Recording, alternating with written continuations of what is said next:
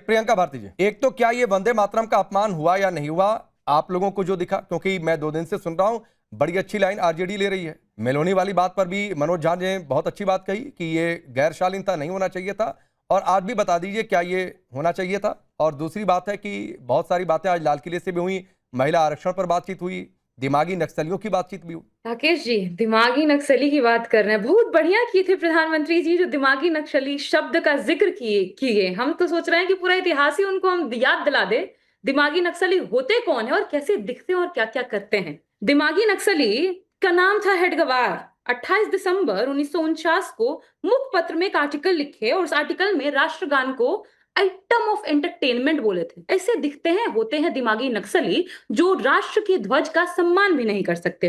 गोलवालकर ने bunch of thoughts में पन्ना number 188, हम पूरा प्रूफ के साथ बोल रहे हैं, पन्ना नंबर 188 पर लिखा, देश का जो ध्वज है तिरंगा, इट्स इमिटेटिंग एंड ड्रिफ्टिंग, मतलब भारतीय कुछ भी नहीं लगता है, तो जो देश के तिरंगे का सम्मान न कर पाए वो होते हैं दिमागी नक्सली। आपको मैं बता दूं, जिस तिरंगे की हम बात कर रहे हैं आज, उस तिरंगे को बनाने के लिए जो एडहॉक कमेटी का गठन हुआ था ऑन नेशनल फ्लैग, उस एडहॉक कमेटी के सदस्य अंबेडकर से लेके बड़े बड़े लोग थे।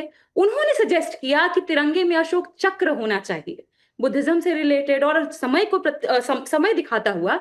इस अशोक चक्र के खिलाफ थे गोलवलकर। तो जो तिरंगे के खिलाफ होते हैं वो होते हैं दिमागी नक्सली। और ऐसे संगठन जो तिरंगे से शुरुआती तौर से नफरत रखता हो, 52 साल तक तिरंगा नहीं फहराता हो, वो होते हैं दिमागी नक्सली। और दिमागी नक्सलियों पर अगर लगाम लगाना है राकेश जी, तो एक कदम आगे बढ़ जाए प्रधानमंत्री जी, और जो नॉन रजिस्टर्ड ऑर्गेनाइजेशन है ना दिमागी नक्सलियों की, इस पे बैन लगा। मैं इस पर रिप्लाई लेता हूं, वंदे मातरम पर स्टैंड क्लियर करिए, वंदे मातरम पर स्टैंड क्लियर करिए। वंदे मातरम पर स्टैंड क्लियर करते हैं। वंदे मातरम हमको, हम देश प्रेम का प्रूफ मानते हैं ना। मेरे बगल में है भाजपा प्रवक्ता शिवम त्यागी, चलिए यहीं पे आपके शो में बिना इधर उधर आग किए, बिना गूगल का इस्तेमाल किए, शिवम जी आप गाइए वंदे मातरम, मैं शुरुआत करती हूँ वंदे मातरम। कहाँ चले गए शिवम जी? नहीं वो आ रहे हैं, कई बार नेटवर्क है, वो आप सुन लीजिएगा। मैं आपसे जो पूछ रहा हूँ वो बताइए, पहले ये बता दीजिए जो हुआ वो अपमान हुआ कि नहीं हुआ। मैं जो पूछ रहा हूँ राकेश जी, हम वंदे मातरम पर अगर चर्चा करना चाहते हैं, प्रियंका भारती जी पहले ये बता दीजिए कि जो हुआ उस पर आपकी पार्टी की क्या राय है मैडम? और व्यक्ति को जो बीजेपी आरोप लगा रही है उस पर आपकी पार्टी की क्या राय है? ये होना चाहिए था, नहीं होना चाहिए था, या प्रियंका गुप्ता जी ने जो कहा उससे आप सहमत है? क्या है, कुछ तो स्टैंड क्लियर करिए। अरे रुकिए बहादुर जी, रुकिए तनिक। राकेश जी, मैं स्टैंड क्लियर कर रही हूँ, वही तो मैं आपको बता रही हूँ कि स्टैंड तब क्लियर होगा जब एक बार भाजपा का कोई भी नेता, जो ऊपर से पूरा प्रवक्ता भी वंदे मातरम का कम से कम शुरू का ही 4-5 लाइन सुना दे। कहाँ गए शिवम त्यागी? पहले मैडम आप मेरे सवाल का जवाब दे दीजिए, मेरे सवाल का जवाब दे लीजिए, फिर आप शिवम त्यागी से जो मना है पूछते रहिएगा। जो मैंने पूछा उस पर अपनी लाइन क्लियर कर लीजिए पहले। मुझे तो जहां तक समझ में आया, कांग्रेस ने स्टैंड क्लियर कर दिया, उन्होंने तो बता दिया खड़गे जी बुजुर्ग हैं, उनके लिए मतलब आप सहमत दिख रही थी। लेकिन प्रवक्ता कहाँ गए भाजपा के? गायब हो गए स्क्रीन से, वो भाग गए ना। एक बार जोड़िए। अरे मैडम नहीं होता, कई बार आप कहिएगा तो हम सुना देंगे। एक बार मुझे नहीं, मुझे, मैं ये मानकर चलता हूं कि यहाँ पर वंदे मातरम सबको याद होगा, नहीं याद और सबको पता होगा। और अगर कहाँ है भाजपा? आप भी मुस्कुरा दिए। प्रियंका भारती जी, मुझे बताया है पिछाड़ने की नेटवर्क की दिक्कत है, वो यूनिट से नहीं जुड़े हुए हैं, जूम से जुड़े हुए हैं, और जूम मोबाइल नेटवर्क पर काम करता है। ये आपको यस पीसीआर दोबारा कनेक्ट कर रहा है, ये आपको अच्छे तरीके से पता है। अब आगे बाकी लोगों से राय ले लीजिए, हम गाने के इंतजार में बैठे हैं। आज आपके शो पर वंदे मातरम का वंदन हो जाए। लवणेन भोजन। ठीक है शिवम त्यागी, इस प्रियंका भारती जी ने कहा कि दिमागी नक्सली की सोच आप लोगों की है, और आरएसएस को लेकर उन्होंने बोला उस पर, और दूसरी बात है कि वंदे मातरम को लेकर भी कि आप लोग विरोधी शुरू से ही करते थे तिरंगे का। गाने के लिए बोला था, और गाने का भी चैलेंज दे रही थी आपको। ठीक है, पहला सारा करके जाऊंगा। पहला एक चीज कहना चाहता हूं कि दिमागी नक्सली हो या ऑन ग्राउंड नक्सली हो, हम दोनों नक्सलियों को खत्म करने के लिए इस देश में और सरकार में आए और करके जाएंगे। तो किसी को अगर किसी तरह की गलतफहमी हो तो वो अपने दिमाग से निकाल देना। दूसरा, संघ ने इस देश के लिए क्या किया और संघ का आजादी में क्या योगदान रहा, मुझे लगता है कि खुद हेडगेवार जी ही जेल गए, अटल बिहारी वाजपेयी जेल गए, आपसे तो उस बात पर सर्टिफिकेट चाहिए नहीं। और तीसरी बात, आपको दिमागी नक्सली से इतनी परेशानी क्या है? दिमागी नक्सली जो है, जो इस देश को तोड़ने हुए हैं, उनको हटाना कहां से गलत हो गया? और अंत में इन्होंने कहा कि भाई वंदे मातरम गाइए, आपने कहा वंदे मातरम गाइए, तो गा देता हूं।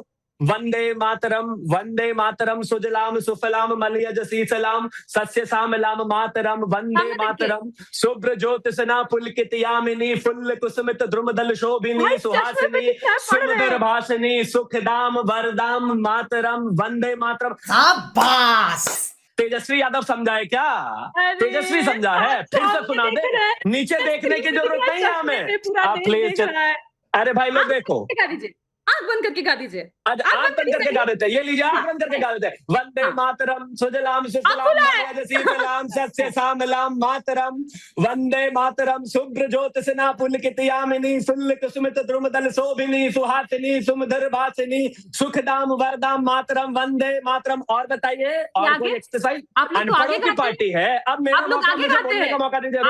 राकेश जी निवेदन है मेरा, अगर यही ना, यही अब प्लीज, अब आपको रोकना पड़ेगा इनको। प्रियंका भारती जी प्लीज प्लीज प्लीज। हाँ, अब मेरा निवेदन है, मैं उनके बीच में किसी के नहीं बोला, बोल भी नहीं पाया। अगर यही बात, यही राष्ट्रगीत आंख बंद करके आंख खोल के अपने चारा चोर और उनके बेटे से गवा दो ना, तो शिवम त्यागी अपना नाम बदल देगा। आप हमें बता रहे हैं, प्लीज निवेदन है मेरा।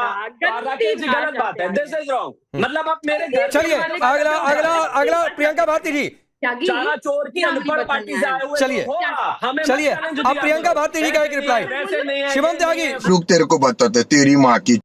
थोड़ी मर्यादा रखिए। बिल्कुल, क्योंकि शब्दावली इन्होंने ऐसी इस्तेमाल की, दान पेटी चोर बोलेंगे, दान पेटी पर पहुंच गए, छोड़ा दान पेटी चोर, और उसके बाद आगे की लाइन जिसके लिए इतना गोवेला खड़ा किया, आगे का लाइन नहीं आता है त्यागी, वहीं तक रट पाए थे। वीडियो बंद कर उतना ही रट पाए, आगे का याद नहीं। कोटी कंठ पलकल याद पर आगे हमारी नहीं, आगे नहीं याद है, आपके साथ दिक्कत है। या सुना दो देश को, आंख बंद करके पढ़ दीजिए, आंख खोल के पढ़ दीजिए, उल्टा लटक के पढ़ दीजिए। नहीं चलेगा भाई, नहीं चलेगा, नहीं चलेगा। 30 सेकंड हमको दिए थे, सुनने में भी दिक्कत है क्या? अच्छा ना, सुनने में आपके दिक्कत है, चलिए, बचपन से दिक्कत है, कल भी दिक्कत थी, आज भी दिक्कत है, कल भी एक जगह दिक्कत कर रहे थे आप ऐसे। यहाँ गोबर गौमूत्र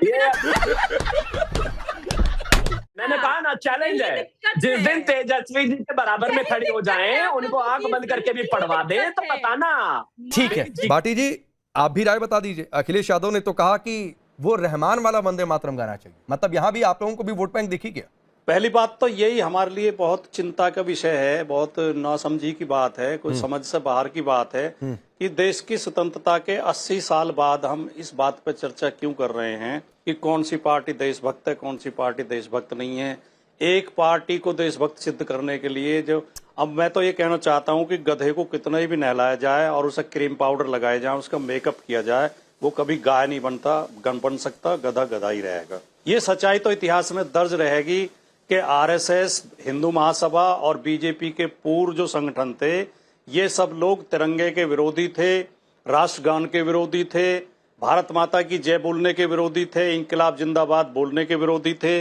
जब तिरंगा फहराना एक वीरता की निशानी माना जाता था, देशभक्ति की निशानी माना जाता था, तब ये उससे दूरी बना के रखते थे। और आज जब देश आजाद है, आज जब हमें किसी का डर नहीं है, उस समय इंकलाब जिंदाबाद बोलने पर, वंदे मातरम गाने पे अंग्रेजों की पुलिस कोड़े बरसाती थी। ये भगवान क्या जुल्म है। तो जो देशभक्त लोग थे वो उस समय वंदे मातरम गाते थे, उस समय तिरंगा फहराते थे, उस समय इंकलाब जिंदाबाद बोलते थे।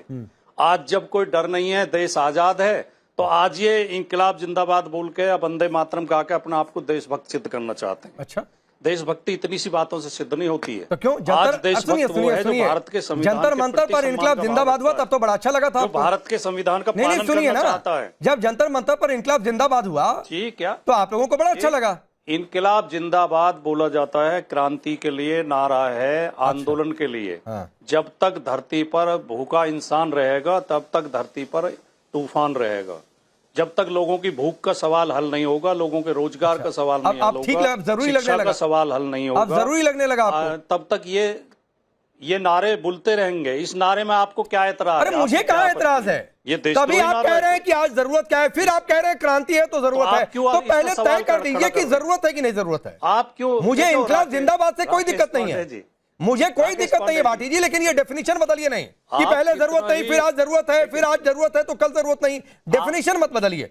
और दूसरी बात है, सवाल को स्किप मत करिए। आइए, मैं ये कह वंदे रहा हूं, मातरम से देखिए, आपको क्या दिक्कत, क्यों ए.आर. रहमान वाला वंदे मातरम चाहिए? हमें वंदे मातरम से कोई भी जरा भी रत्ती भर भी दिक्कत नहीं है। मैं खुद भी गाऊंगा और जिसे गाना है बहुत शौक के साथ गाए, लेकिन वंदे मातरम किसी के ऊपर थोपा नहीं जाना चाहिए। अच्छा, क्योंकि वंदे मातरम गाना ही देशभक्ति की निशानी नहीं है। आज देशभक्ति की सबसे बड़ी निशानी भारत के संविधान का पालन करना है। बात तो सही है।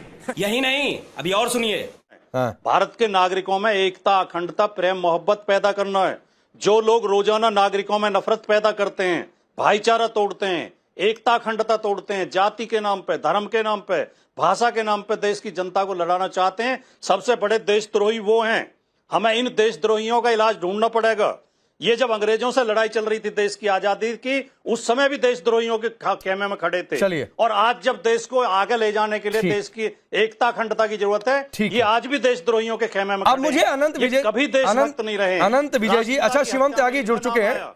अनंत विजय जी, तब तक मैं आपके पास आ रहा हूं। मैंने प्रियंका गुप्ता जी से पूछा, भारती जी से भी पूछा, भाटी जी से भी पूछा। ये अब तो इन लोगों के जवाब सुनने के बाद ये लग गया है कि ये वाकई वोट बैंक का ही कुछ चक्कर है, और इसलिए चक्कर है कि ए.आर. रहमान वाला क्यों चाहिए, जवाब नहीं दे रहे हैं। भारती जी कह रही हैं आ तो गई, हम उस पर क्या बोले? भाटी जी ने एक बड़ी अच्छी बात कही, लेकिन मुझे लगता है कि उस पर उनको पुनर्विचार करना चाहिए कि वंदे मातरम थोपना नहीं चाहिए।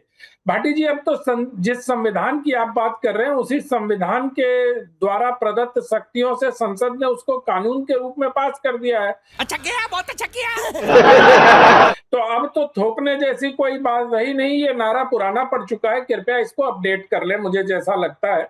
और दूसरी बात, जो वोट बैंक की स्पष्ट रूप से राजनीति दिखाई और देती वही है, संविधान जो मुझे अपनी वीडियो राय रखने का अधिकार देता है। वही संविधान नहीं, मुझे सर। भी अधिकार देता है कि मैं अपनी राय रखूं और बिल्कुल, बिल्कुल सर। बेबाक तरीके से रखूं। सर, पर संविधान का क्या सहारा आपको ये लेके आप अधिकार मेरी देता आवाज है भी कि तो आप बंद नहीं हमारे कर बीच सकते। में बोलें? मैंने अपनी राय रखी है। सर, क्या संविधान मैंने आपको अपनी ये राय अधिकार रखी है। देता है कि आप मेरे बीच में बोलें? हाँ, अगर मेरा अगर नाम देता लेके है तो टिप्पणी की स्वागत है जाएगी तो आपका। संविधान मुझे अधिकार देता है। मेरा नाम मेरे लेके बीच में टिप्पणी नहीं बोलने करोगे, का। मैं पूरे शो में नहीं बोलूंगा। नहीं, अगर नहीं, मेरा कोई नाम बात लेके नहीं। मैं टिप्पणी सिर्फ करोगे, ये कह रहा हूँ तो मैं सर, अपनी देखिए, जब सफाई आप दूंगा, अपनी राय मैं बिल्कुल अपनी रख बात सकते का हैं, आप स्पष्टीकरण अपनी राय दूंगा। रखिए, उसमें कोई दिक्कत नहीं है। मैं देखिए, मैं डिबेट में हम लोग कई बार साथ रहे, मैं किसी की राय के ऊपर अपनी राय नहीं रखता, मैं सिर्फ अपनी बात कहता हूँ। कुर्सी नहीं, वाली नहीं, मैं बात तो ये मुझे भी कह समझ रहा हूं में नहीं अनंत आई। विजय जी कि अगर कुर्सी ही की बात थी तो ये बात सही है जो प्रियंका गुप्ता जी ने भी कहा कि बाद में पूरा वहां पर प्ले किया गया, तो उस समय ही कुर्सी लग गई होती। भाई, जब कुर्सी की जरूरत ही पड़ गई तो लग ही जाती कुर्सी, तो दोबारा कुर्सी दिखती, कुर्सी तो दिखी नहीं। सर देखिए, सारा राजनीति में खेल ही कुर्सी का है सर। अगर कुर्सी न मिले तो राजनेता क्या मतलब है, वो कुर्सी की तो राजनीति करते हैं। लेकिन ये पूरा प्ले हुआ, इसमें कोई दो राय नहीं है। हाँ। लेकिन वहां कुछ राहुल जी और सोनिया जी इसको लेकर कुछ असहज थे। अरे कहना क्या चाहते हो? हाँ। अब वो असहज क्या वंदे मातरम के बाकी 6 पद बजने से थे, हाँ। या किसी और की बात, किसी और चीज से थे, ये तो वही लोग बता पाएंगे। या अगर ठीक। उस वीडियो से कुछ ऑडियो सुनाई देगा, हाँ। तभी हम लोग किसी निष्कर्ष पर बोलिए पहुंच प्रियंका सकते गुप्ता हैं। जी, बोलिए। लेकिन वीडियो देखने के बाद ये लगता है कि दोनों असहज थे। देखिए, जितनी चर्चा आज हम उस वीडियो की कर रहे हैं, जितनी चर्चा हम कुर्सी की कर रहे हैं, काश हम उतनी चर्चा प्रधानमंत्री जी के भाषण पे भी कर लेते।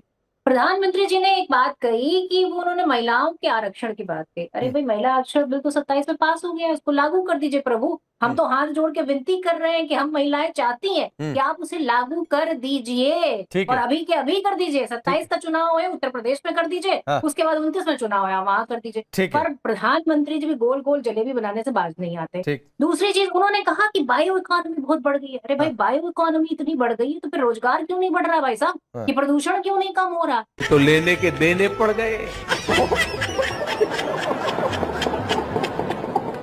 मजा आया।